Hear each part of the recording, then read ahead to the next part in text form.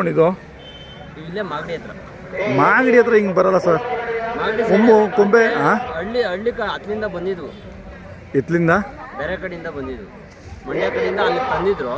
ಹಾಂ ನಾವು ಹಿಡ್ಕೊಂಡ್ ಬಂದಿದ್ವಿ. ಸರ್ ನಿಮ್ಮ ಹೆಸರು ಹೇಳಿ. ಮಹಾದೇವ್. ಯಾವ ಊರು? ಇಲ್ಲೇ ನೆಲಕುಂಟೆ ಹತ್ರ ಹೊಸಳ್ಳಿ. ನೆಲಕುಂಟೆ ಹತ್ರ ಹೊಸಳ್ಳಿ. ತೂಬ್ಗೆರೆ ತೂಬ್ಗೆರೆ ಹೋಬಳಿ ಬರುತ್ತೆ. ಎಲ್ಲಿಗೆ ಒಂದು 10 ಕಿಲೋಮೀಟರ್ ಆಗುತ್ತಾ? ಒಂದು 10-12 ಕಿಲೋಮೀಟರ್ ಆಗುತ್ತೆ. ಹಾಂ ಹಾಂ ಎಷ್ಟೆಲ್ಲಾಗವು ಇವು? 6 ಹಾಂ ಹಾಂ ಏನು ಹೇಳ್ತೀರಾ ವ್ಯಾಪಾರ ಅಂದರೆ?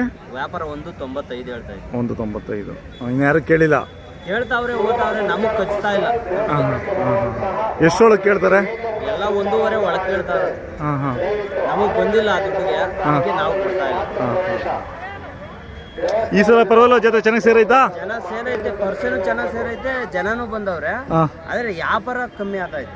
ವ್ಯಾಪಾರ ಪರವಾಗಿಲ್ಲ, ಎಲ್ಲ ಕಡೆ ಚೆನ್ನಾಗಿ ನಡೀತಾ ಇದೆ. ಕೇಳ್ತಾವ್ರೆ ರೈತರ ಹತ್ರ ಕಮ್ಮಿ ಕೇಳ್ತಾವ್ರೆ. ಅದು ಮಾಮೂಲಿ, ಪ್ರತಿ ವರ್ಷನೂ ಇದ್ದೇ ಇರುತ್ತೆ ಅದು. ನಿಮಗೆ ಗಿಟ್ಟಿದ್ರೆ ಕೊಡ್ತೀರಾ? ಹಾಂ ಇವಾಗ ನಿಮಗೂ ಖರ್ಚಿರುತ್ತೆ, ಕೆಲ್ಸಕ್ಕೆ ಮಾತ್ರ ಟಾಪ್ ಆಗಿರ್ತವೆ ಇವು. ಟಾಪ್ ಆಗಿರ್ತವೆ.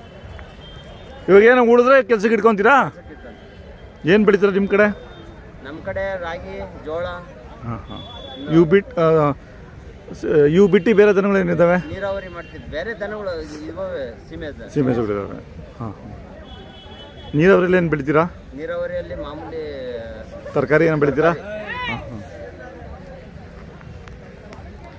ನೀವು ನಿಮ್ಮ ಚಿಕ್ಕಪ್ಪ ಎಲ್ಲ 3 ಜನ ಸೇರಿ ಒಂದು 10 ಜೊತೆ ಹಾಕಿದ್ದೀರಾ? ಹಾಂ ಹಾಂ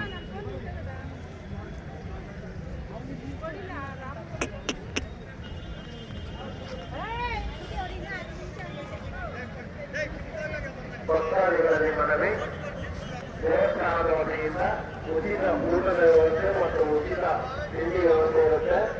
ದಯವಿಟ್ಟು ಧನ್ಯವಾದಗಳು ಸರ್.